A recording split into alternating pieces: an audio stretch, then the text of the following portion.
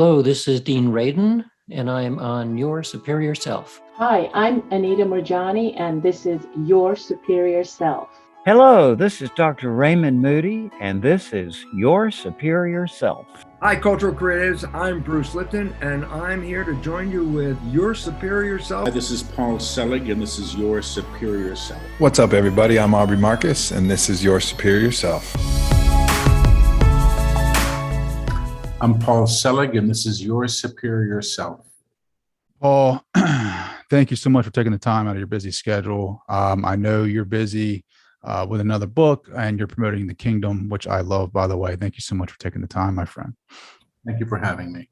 So this book, I guess that's the way that the guides have set it up for everyone is kind of like, I don't know, maybe it was different for you than for everyone else. I don't know. For me, it was, I had to read like majority of your books before this one kind of knocked it out of the park for me. Mm-hmm. And what I mean by that is, I think last time we talked about the Christ, the resurrection of the Christ was like the rolling of the rock coming out of your heart, that kind of thing. And then like I still kind of externalized the Christ from myself, right? Like I still couldn't understand that concept. Between this book, I'm reading it, and I wish I had a camera on me. Like I remember sitting in the other study, and I'm reading it, and like I don't know, I can't remember what the phrase was, but this realization that I'm not separate from that, like that Jesus and I are one, that I am with the source of creation, like I am that, right? That inside of us. Mm-hmm. You should have seen my like I picked, and I don't know if it was like the goal of the guides to like kind of baby step me through these books, because I would read the monad or whatever they term it, but I just never got that concept until this book. Is that what, do you think that was the way it was drawn up, or like they meant for that to happen?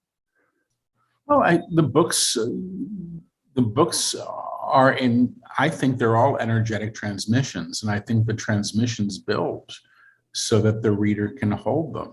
You know, the guides have said, if we took you too quickly into a too bright room, you'd go blind. So they bring it to us as we can hold it. And they've been teaching since the very first book, which was called I Am the Word, this idea of the manifestation of the monad. They call the monad, it's the divine spark. Sometimes they call it the Christ or the true self. It's all the same thing. I think there's probably a word or a name for it in every religious system of some kind. So I think you're getting it. It's what it sounds like. And it sounds like you're getting it when it was time to get it. You know, they talk about Jesus some in the books, but they talk about the Christ as the divine spark that was realized, they say, by Jesus and others. You know, it's the word. And they say that the word is the energy of the creator in action, and that we really can't be separate from it, but we believe ourselves to be. And what they're doing in all of these books is sort of bringing us home. I think that's the easiest way to say it. Sure. You seem you just seem like in a good spot right now. Like you just, to me, like I know we've had like 3 episodes, or this is our 3rd episode, but I feel an energy of you that is just very calm and like very, I don't know what the word is, but you feel in a good spot.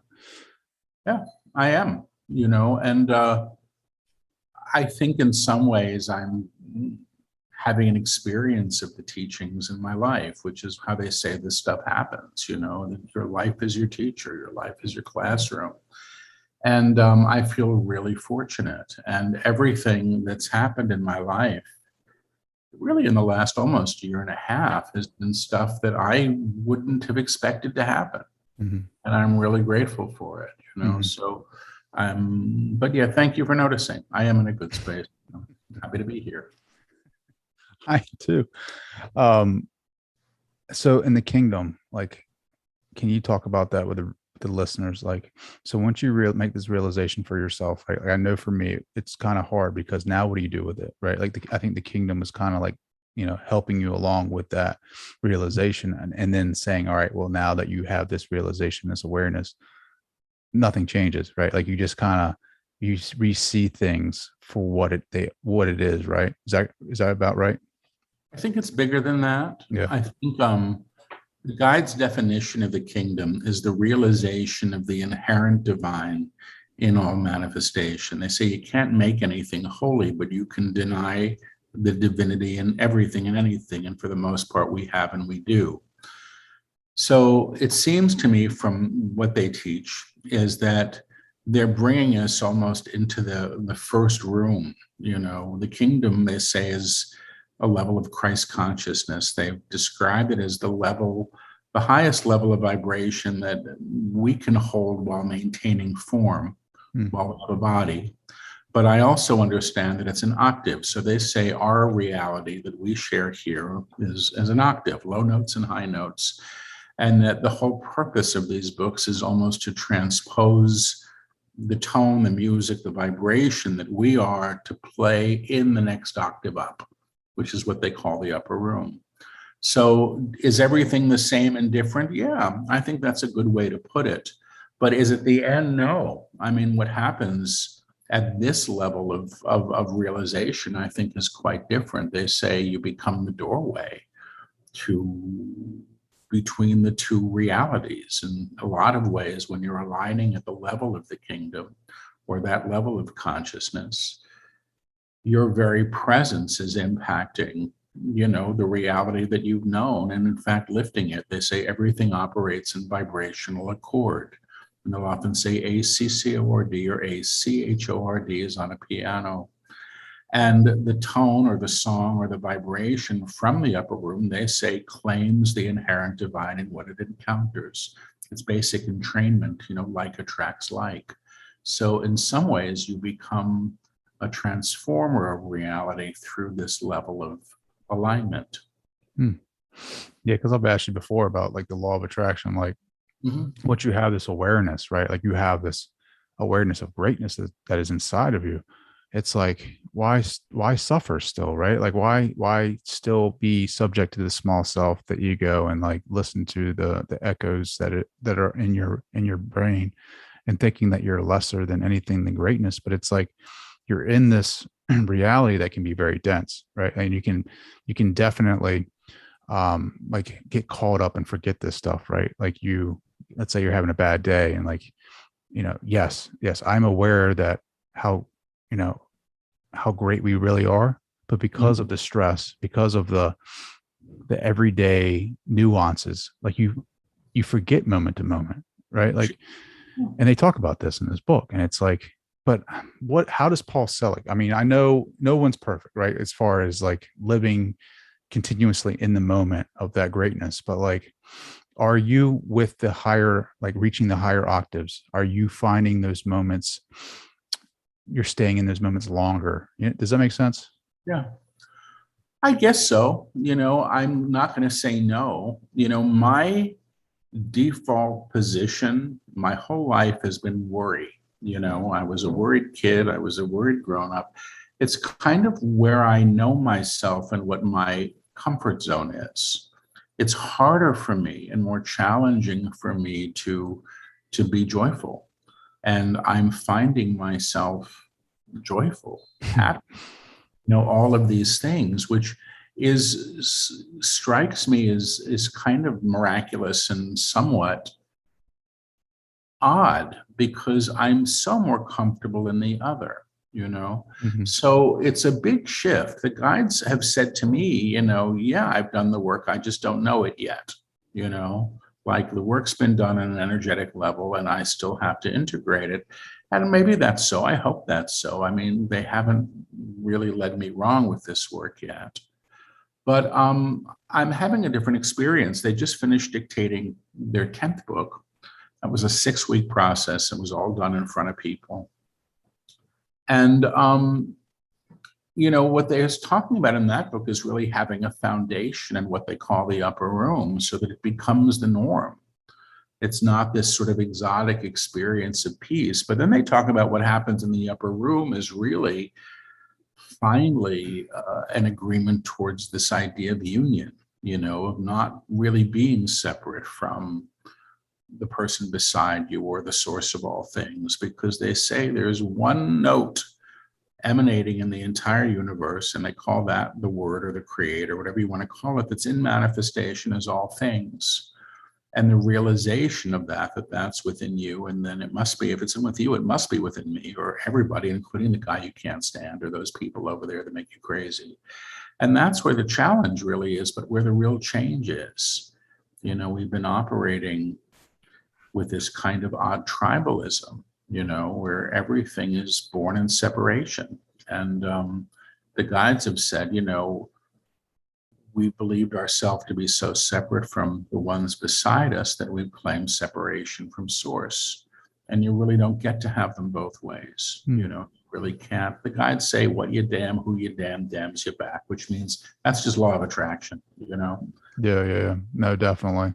Yep. When did you, like, for you in your journey, like, when did you start realizing that, like, that we are one with God? Like, was it, I mean, you've been doing this for a while now, but was there a certain point where you had that realization? No, I mean, it's not about my realization. I think it's about, I'm a channel. I'm not a spiritual teacher. I'm not a guru. I don't want to be those things. I can interpret the guide's work when I'm asked, which is what I'll do in an interview like this, but I'm not the teacher. So I'm a student of the work. So I've had experiences of union, a few of them in my life, which have been beautiful and shocking in some ways. But no, there wasn't a moment when I went, wow, I'm one with everybody. How great that is. It's more like, oh my God, I'm one with everybody. This is fucked up. What does that mean? You know, what are the implications of that? And I mean, there are things that are taught in religions, you know, that I wouldn't have understood without some of these teachings, you know, this idea that, you know, what you do to another, you do to yourself. I mean, all of those things are basically this teaching of union, you know, and I can't say any of it's convenient or convenient to me. I do know that I'm having a life now that I didn't know that I could have. And I'm enormously grateful for it. And I actually do credit God or the guides or whatever you want to call it for helping this to happen, because I wouldn't have chosen it, because I wouldn't have known that I could. You know, the best life I thought I would get would be a better apartment in New York, you know, and, you know, I don't know, stay healthy, or, you know, I mean, isn't it, you know, and I've really been given a whole other life. Yeah. And I'm really aware of it. So I'm not taking it for granted. That's beautiful, man. I love that. How is living in Maui, like, helped you energetically? Like, is it helping you, like, connect more with consciousness, like with the guides? Is it like a more clear connection? How is it, like, because I feel like Maui has just this feeling to it, or this energetic, like, level that is just out of this world. Like, how has it helped you? Well, the whole experience has helped me. So I didn't plan on coming here. I was in Costa Rica doing a workshop when New York City shut down last March, and I didn't know where to go because I couldn't go back home. And I ended up here because a friend found me a place to stay, and then I just stayed. I never went home. You know, I never went back to the city. It's crazy. But my feeling when I got here was such a sense of peace that I hadn't known before, and also a sense of being cared for and welcomed, and by the place, by the whole experience. It was really something I hadn't known, you know, and I was really gifted with community, you know, and people that I met that have been, you know, kind and loving and caring and welcoming. And so, you know, everything that sort of happened has been showing me in some ways what the guides teach, you know, how we can be, you know, how I can be. And so I find myself much less self-absorbed, much less selfish. It just doesn't, a lot of things just don't occur to me. And do I still have problems? Yeah. Do I still complain a lot? Yeah, you know, but so I think I credit Maui a lot. I feel fortunate to have met the people that I met here, and none of that felt accidental. It's all been sort of strange. I ended up finding, or they found me, or I don't know how it happened, the satsang that was there for Ram Dass on the island, and and that was remarkable and continues to be remarkable, to meet people that are really walking a walk that I admire. So I don't know. I'm Maui. Yeah, I mean, there's a lot of woo-woo on Maui. I'm not a woo-woo person. I'm not a very good New Ager. I'm too old to be a hippie. I'm actually too young to be a hippie from the first time round. I'm too old to be a second generation hippie. But it's good people. What can I say? That's awesome, man. No, I'm glad. I'm happy for you. I mean, I feel like, in these incarnations, right? Like I struggle. I struggled early on in my journey, just trying to find the answers, right? Like, I just feel like you're holding too firm on the rope. Like, you're trying to figure everything out. You have these goals. The ego is saying you need to figure this out. And the more that, like, with the help of your book, The Kingdom, and a couple of other books as well, I don't know if you know his name, Michael J. Rhodes. I just picked up one of his books. I'm letting go a lot more and just allowing the flow of life to come to me more, right? Like, it's not an end goal of, I want to get enlightened. I'm going to go and try to be this enlightened person and blah, blah, blah. Now it's more or less like, I'm just trying to enjoy what's around me, like, and allow life to come to me. I don't, the external goals are just starting to fade away a little bit more, like, yeah. I'm just finding peace in a lot of the everyday moments that before I wasn't finding. I was more too worried about what I was doing to get ahead.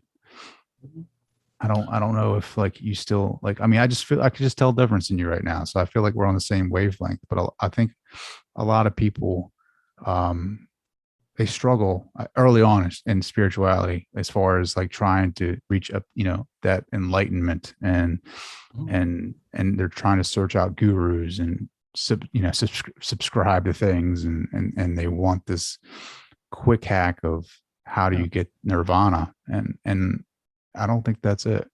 I don't either. I don't think it works that way. It's some of that's the cultural moment that we're in. I think it may have always been that way. And I just didn't know it. But, when I look back on my own path, and I started opening up spiritually when I was 25, and then psychically, it all was sort of happening around the same time. But, I've been raised an atheist, and I didn't know what to make of all this. And I'm a gay guy, and I was disenfranchised by religion, and I didn't care, about the organized stuff. But I had been so hungry for God, or whatever you want to call it, in a way that I couldn't have ever even articulated. I mean, it's like that desire, I think, is in some ways within us. And I had done a really good job denying that. But my path has been, had all the same detours and bumps. I've just been on it a while, and I don't consider myself enlightened, and I don't know that I will be, and I don't even know that I would say that that's a goal. My desire now is for peace, and to be at peace, and to share that. I enjoy that I get to show up for this weird stuff that comes through me. I hope that people are helped by it. But I can't really have another agenda beyond it. It's funny, but I'll say this. When I was, I don't know, maybe 32, 33, had enough experience, that there was really something going on, that there was more than just the body. And I was taking this workshop with this woman who I studied healing with, who's no longer with us. And she said in this workshop, okay, everybody, ask for one thing. You're going to get it. I'm going to give you this prayer. It works. And write it down. Be careful how you write it down, because you're going to get it. And I don't know, maybe I just trusted her so much, but I did. I went, I thought, and I read. And, I used to think, God, I just should have asked for a nice place to live and a life partner, and been easy. But I was like, no. I was like, I want to go all the way with this, whatever this spirit stuff is. I want to go all the way. And it was very earnest. It was an earnest request, because it's almost like once you have a sense that this is real, other things just start to kind of feel stupid. And that's where I was. And I had an awful few years, and when I was channeling about maybe 3 years ago, I was with somebody who asked questions of my guides for me. And Paul, we're going to ask some questions for you, because I can't really channel for myself unless somebody's acting as the active listener. And the guide said to her, "Oh yeah, Paul, your job is to hold the door open for other people." And I'm like, "What?" And she was like, "What?" We were both like, "That sucks. That's not fair." But when I thought about it, and then at the end of, I guess it was the Book of Freedom, they said to the reader, "We're holding the door open and everybody gets to come through, everybody." And then they said, "You, Paul, you get to come through now too." And I was floored by that. They said, "You get to come." And what I realized the books were the door. I'm holding the door. That's the doorways are the books. That's my job, is to be to be in that role for this. But I'm glad I get to come to, and that I don't get to just sit there and complain that I'm not, having this high experience. But I don't know. And and maybe there are, my experience has been people who run around saying that they're enlightened aren't. It's just like, if you got this stuff, you're probably pretty quiet about it. Sure. There's no need. You know it, so you don't have to shout it from the rooftops. Yeah. What is it like? I don't know, just saying or something. If you see Buddha on the street and or something, like if they say they're the Buddha, then you shoot him or something, kill him because he's not the Buddha. Yeah.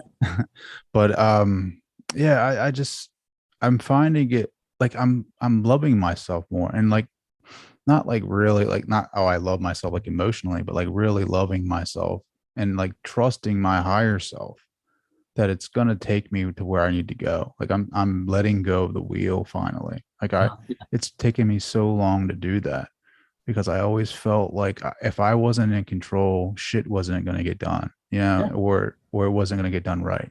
Yeah. How old are you now, Trey? Can I ask? 38. Oh my! You see, you're very young. But when you don't think that you're young, right? Like you feel like I'm getting old. When I was 38, I was like over the hill, and I'm pushing 60 now, so I am old. You look great. That's kind of you, Yeah. but I get it too. I mean, the concept of self-love used to just throw me completely, and there are ways that I am not loving to myself. I don't care for my body as I should. And, I just have tantrums about, having to take care of myself. But other ways I'm good, I'm being full of more care for me, in my life in a way that I didn't quite get. So I don't know. I think you're probably way ahead of the game. What do you think? I think it's because of the books though, right? Like I feel like it's the books, maybe it's the collective consciousness, maybe it is, because I don't even know. Like, I'm being honest with you, like people tell me a lot of the time, like the people that I read that keep talking about this fifth dimension, I'm like, I don't even know what that is. Like I don't, like they keep saying we're just three-dimensional being, and then in 4D 5D, and I'm like, I don't know what that means. I just know that I feel great when I read this material and I vibrate differently. And then maybe there is some type of collective shift in consciousness and vibration, and it's allowing for people to reach this awareness quicker. I don't know. Well, I hear that's true. I mean, I don't think my guides have ever talked about 5D, and but they talk about the upper room, and they say it's a dimensional reality, and maybe that's the same thing, and they're just using their own language. And so I don't concern myself with that. I used to think that it was sort of about getting stuff or figuring stuff out,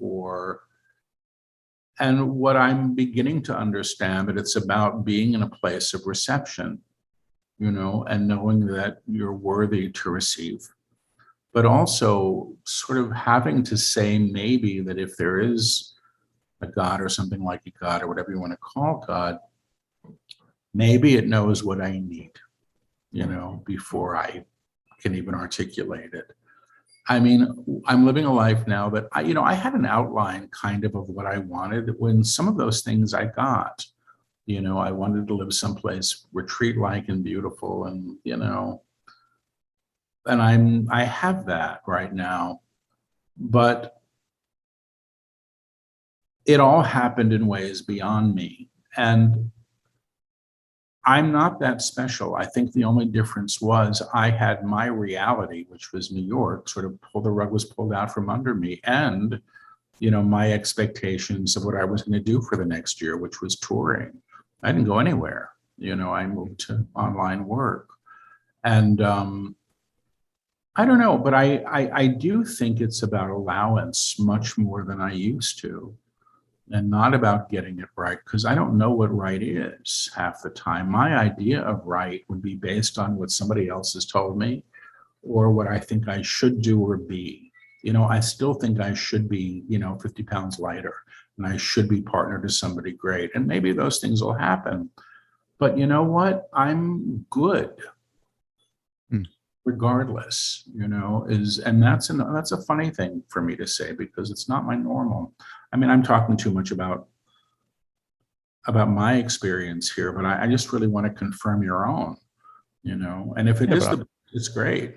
Yeah, but I love hearing your experience though, right? Because it's like Paul Selig that a lot of us don't get to see. Well, I read the books, right? And it's about the channeling and the message, but we don't know what is the student Paul Selig going through? You know what I mean? Like, what's behind the scenes? Well, there's been a lot of pain, it's not been my growth, and my spiritual path has not been particularly easy. I don't know if I just made it hard, which is probably likely because I thought it was supposed to be, but it was, and often is, and probably will be again. And I don't know that it's about getting what you want when you want it and being happy all the time. The most growth I've been through has been through the greatest challenge. I don't want to have to repeat those challenges. I expect more will come, because that's part of being alive. But the guides say this is school. We're here to learn, and our curriculum is our life. And how we choose is up to us. And if we're choosing in fear, we're going to get more of the same. And if we're choosing from the true self, which is the part of us that's unafraid, we'll continue to move, I would say upward, for lack of a better word, or forward perhaps. Sure. I do get that there's a collective shift happening. I've been getting this since the first book was dictated in 2009.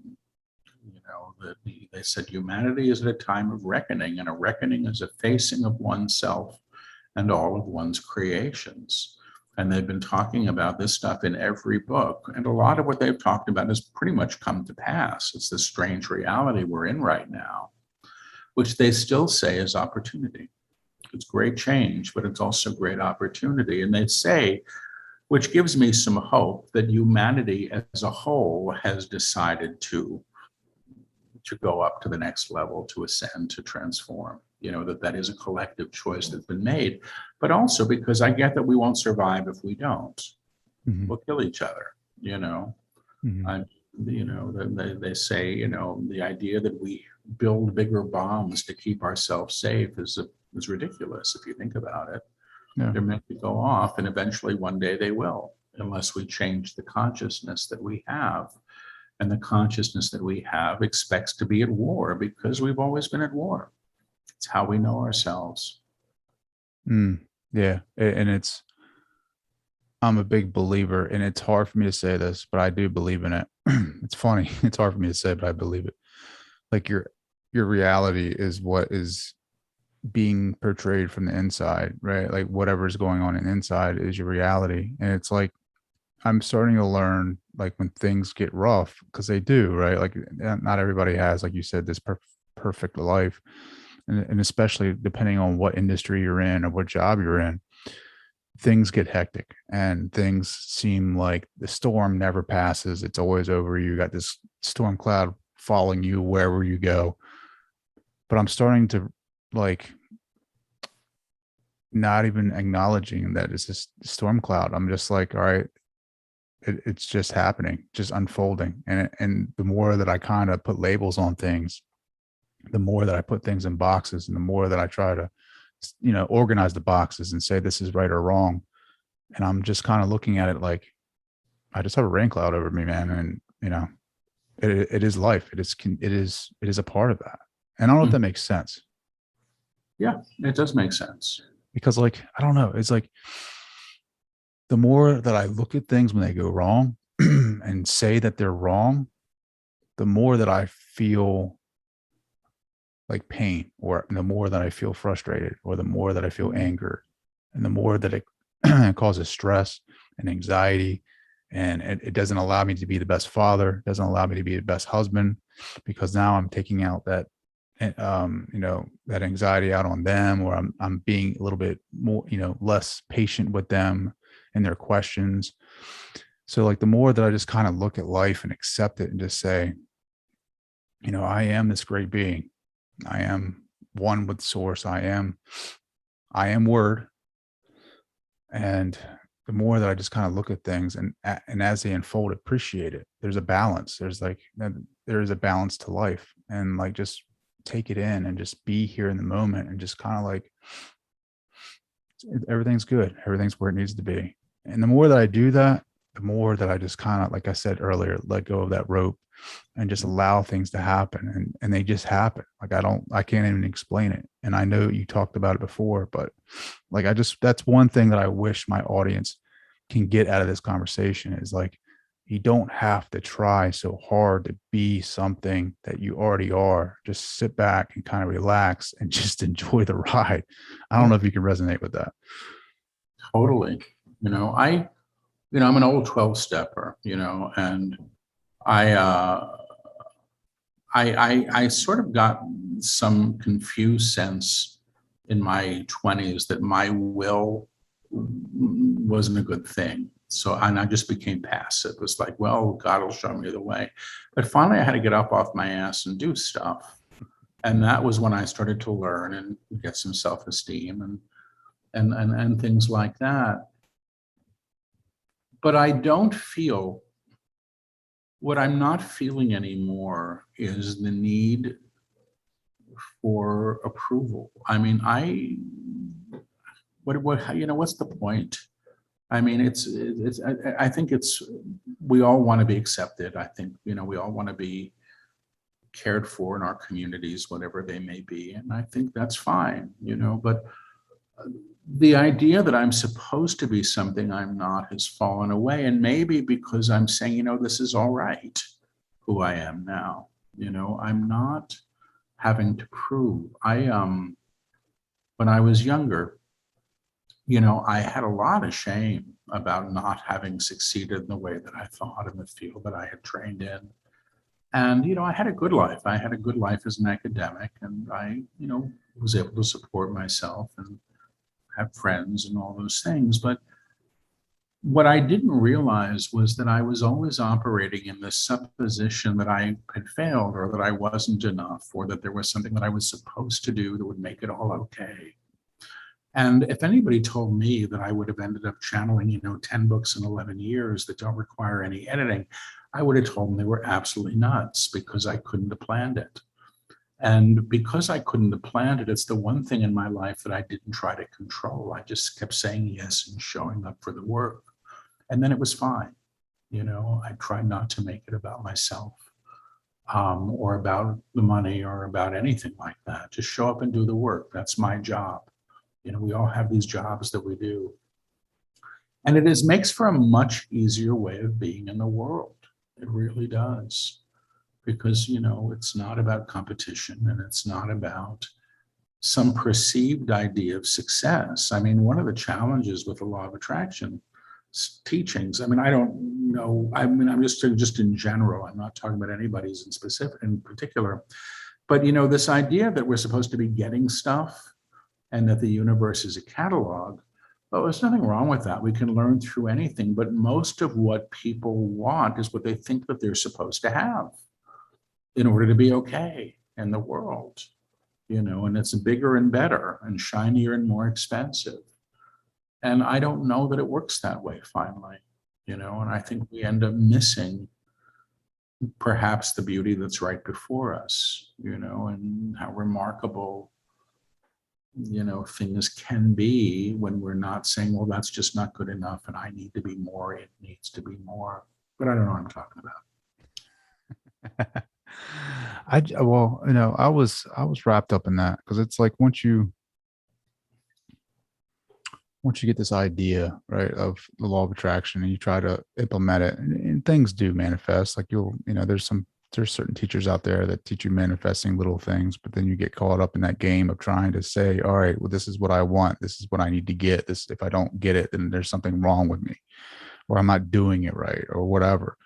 And I don't know. I just think that, the approach that like you're talking about with like the catalog stuff, like I just feel like we put too many labels on things. We put too much value on materialism. But the one thing that I did struggle with in my development was like, how do I live in this society? How do I live in this world that we're in? Like, because things are starting to turn me off. Like I can't have basic conversations with some people anymore. Like it doesn't suit me, and it's tough. And I would say, all right, I'm not gonna, go over there because I know they're just talking about blah, blah, blah. And then I was still like dividing myself. Like, even though like, I was on the spiritual path, I was still keeping myself separate because I thought I was on the spiritual path and they were talking about things that I wanted to talk about. Now it's kind of like I'm still on my spiritual path, but I'm still not where, obviously I'm not anywhere. I'm just here. And so like now I can still go over there and have a conversation and just know it's like, it's just unfolding. It's just, it just is like, like, cause I was like, I'm not watching sports anymore because blah, blah, blah, blah, blah, blah, blah, blah. Cause it doesn't increase my conscious awareness, or doesn't increase my spirituality. I'm not watching sports anymore. And then now it's just funny how the path works, because you think you got it figured out, and you just figured out it's the ego. And then all of a sudden something happens and you just have this, I don't even know. I don't even want to call it an awakening. It's like more this realization to everything is just unfolding. It's not even like, and it's all in divine timing. It's like you can, like you said, you're throwing somebody who hasn't seen light in like 10 years and throwing them into like a light filled room. It's going to blind the crap out of them. Same thing with my path is, if you had told me the same things 5-10 years ago, I wouldn't have believed the word you were talking about. And then now I'm sitting back here and I'm like, just looking back on my path, I'm like, damn, like it's just crazy how this spirituality thing works. Yeah, it is, and it gets crazier, I think, I can't imagine it gets any more crazy, because what's the next book called? Next book is called Resurrection, and it's out. It'll be out. I haven't turned it in, but I just finished the dictation, so the publisher will get it as soon as I finish. Have they said anything more? I mean, look, I don't want to be like, hey, is there more books? But is there more books? More books. I agreed. Well, I agreed. The guides agreed, and I agreed to do another trilogy. So Resurrection's the first book of a trilogy. And I think that'll probably be it. I hope. They said after that they may still channel books, but they wouldn't be in this sequence that they've been doing and building. There's other things for them to teach as well. So this one is Resurrection. I don't know what the two are after that. This is a trippy book, Resurrection. It came really fast. They did it over, I think there were a total of maybe 35 days of sessions over 6 weeks. So mostly I was channeling almost every day. And they're going into this stuff that they haven't touched on in other books. So it's really about embodiment and what it means to sort of come from what they call the upper room and be present in your life. Some of it's kind of describing where you're at in this infinite now. But they're also talking about what's possible there. I'm just reading it now. You know, they said as part of the dictation, they were going to deliver the book fast to override my resistance to it. So I wouldn't have much time to question it, but I would do best to just read the book when it was done. So that's what I'm doing now. But I have issues with all the books. You know, I don't write them, but I talk them into being. So I'm a collaborator at that level. But, my name's on the cover, but I didn't write them. So it's kind of weird. It's like having a surrogate child, I guess. Well, it's yours, but, But I mean, they're great. I mean, you have such a gift, dude. I mean, to be able to channel this. I mean, these books are the message in them, like, I don't know how many times that I read I Am Word, right? It never really got the picture, like it's just the like you said, the energy. There is a real energy behind these words and these pages. And I enjoy having conversations with you, and I enjoy reading your work. And I just hope that, more people find value in this, because I think there is. I think that the collective consciousness, I think as a society, as a global society, global consciousness, I'm excited for where we're headed. It might seem doom and gloom right now, just in the world of, the events that are unfolding, but I think that is needed because of the change that's coming. I agree with you. So how can people find out more about you? Where can they find the new books? My website has a lot of information. It's just my name, paulselig.com. You can get the books from any bookseller online or your local bookstore. There's Amazon, Inbound, Barnes & Noble. You can order it or through my website as well. Mm-hmm. And I do a lot of online stuff, so that's all on my website. Awesome. Paul, I can't thank you enough, brother. Like, I love these conversations. I love your work, man. Thank you so much. Thank you for having me. I always enjoy it too. I really do.